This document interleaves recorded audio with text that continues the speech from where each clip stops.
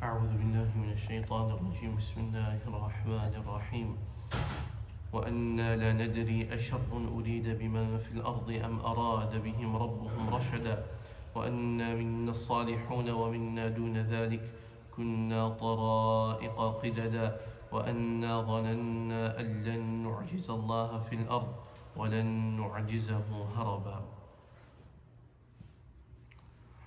And that we do not know whether it is a bad end that is intended for those on earth, or their Lord has intended for them a right thing, and that some of us are already righteous, and some of us are otherwise, and we were on different ways, and that we have now believed that we can never frustrate Allah on the earth, nor can we baffle Him by escape.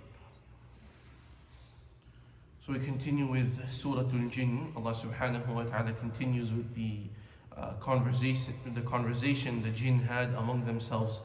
As we explained a few days ago, a group of jinn came and listened to Rasulullah sallallahu alaihi wasallam. They heard Rasulullah sallallahu alaihi wasallam reciting the Quran in Salatul Fajr, and after listening to Rasulullah sallallahu alaihi wasallam and him reciting the Quran, it had such a profound effect on their hearts that they immediately went back to their people, the jinn, and they started inviting them. Also on the spot they accepted Islam and Iman, and they refuted the shirk which they were involved in before, and then immediately they went to their people and started inviting them to Allah subhanahu wa ta'ala. And so this is their conversation which Allah subhanahu wa ta'ala is mentioning over here in this surah, in Surah al-Jinn. So in the previous ayah they said وَأَنَّا كُنَّا نَقْعُدُ مِنْهَا مَقَاعِدَ لِلسَّمْعِ. In the past we used to be able to sit anywhere we wanted in the samawat and in the skies, and we could listen to the hidden conversations that used to occur between the malaika and the angels. But فَمَنْ يَسْتَمِعِ الْآنَ, if any of us tries to go now and listen to it, يَجِدْ لَهُ شِهَابًا رَصَدًا, then there is a flame sitting in ambush for him, and it's going to go right after him if he tries to go and listen to any of these secret conversations. So the malaika continue, وَأَنَّا لَا نَدْرِي أَشَرٌ أُرِيدَ. Now why has this happened? We're not sure. Is it because some evil has been intended for those who are on the earth? Meaning, is it that Allah subhanahu wa ta'ala wants to bring halak and destruction to the people on the earth? That is why He doesn't want us to listen to anything that is being conversed between the malaika, or else we will hear that and we will pass it on to the fortune tellers.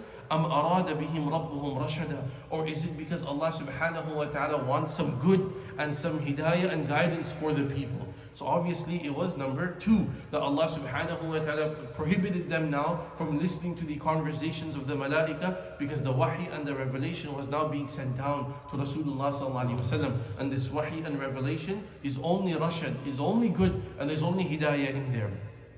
وَأَنَّا مِنَّا الصَّالِحُونَ وَمِنَّا دُونَ ذَلِكَ. Now the jinn, they continue. They say, among us are righteous and those who are otherwise. Meaning, just as how in the insan we have the salihun, we have the righteous servants of Allah, and then we have the fujjar and the fusaq, those who are disobedient, those who are not the righteous servants of Allah. So similarly in the jinn you also have the two groups. Kunna tara'iqa qidada. We were on different ways. Meaning even before we accepted Islam, although we were all mushrikun, or many of us were mushrikun, but still amongst the mushrikun as well, you have some, even today, amongst the kuffar, you have some that are good. Yes, they have kufr and disbelief, but in terms of the akhlaq and other things, they are good people. And then you have other kuffar which are, one is their kufr, and then also they are bad people in terms of the way they behave, their akhlaq and things like that. So kunna tara'iqa qidada. The jinn are saying, we were like that before, and now after we have accepted Islam, we are also going to be different groups. Some of us will be Muslim, and we will follow the hidayah and the guidance, and others will continue in their kufr and in their shirk. وَأَنَّا ظَنَنَّا أَن لَن نُعْجِزَ اللَّهَ فِي الْأَرْضِ وَلَن نُعْجِزَهُ هَرَبًا. And they say that now we have realized and understood that we can never ever frustrate Allah subhanahu wa ta'ala on this earth.